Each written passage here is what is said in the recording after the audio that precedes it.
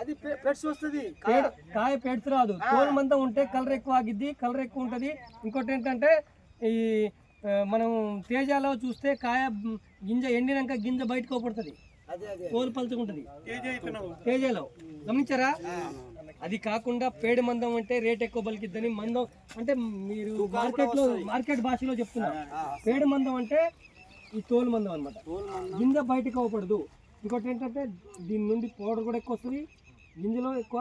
ఇది పేరు మందం ఉండడం వల్ల లోపల ఉన్న గింజ ఉంటుంది కదా, అది ఆయిల్ ఎక్కువ తీసుకుంటుంది, ఆయిల్ ఎక్కువ వస్తుంది. పేడు పలుచుకుంటే డ్రై అయిపోయి గింజ ఆయిల్ రాదు, ఇది కలర్ పౌడర్ కూడా ఎక్కువ రాదు. కాబట్టి ఈ కంపెనీ యొక్క ప్రత్యేకత ఏంటంటే కొంచెం మెరుగైంది ఇవ్వాలి రైతుకి, నల్లికి కూడా తట్టుకోవాలని చెప్పేసి మనకు నాణ్యమైన విత్తనం ఇచ్చారు. అట్లా ఇదొకటి గమనించాలి. సీడ్ ఫిల్లింగ్ ఉందా, క్వాలిటీ ఉందా, కాయ ఇంకటి తొడవేలాగుంది అనేసి మీరు గమనించాలా. బాధపడితే రైతే. అవును అవును, అన్ని విధాలుగా రైతు లేదు మనం లేవు.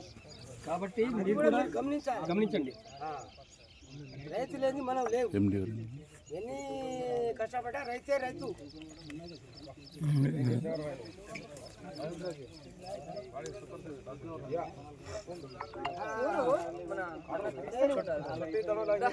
ఆయన జీవితాన్ని కష్టపడి ఆయన ఉన్న లోపాన్ని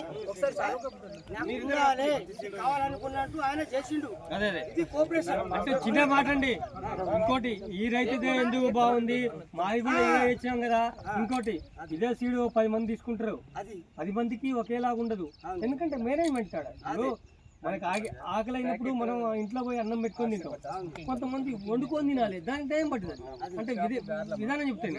కొంతమంది సొంత పెట్టుబడులు ఆధారపడి ఉంటారు, కొంతమంది అప్పులు చేసి ఉంటారు, కొంతమంది కమిషన్ కోట్ల మీద ఆధారపడి ఉంటారు. రైతుల పరిస్థితి చెప్తున్నాను.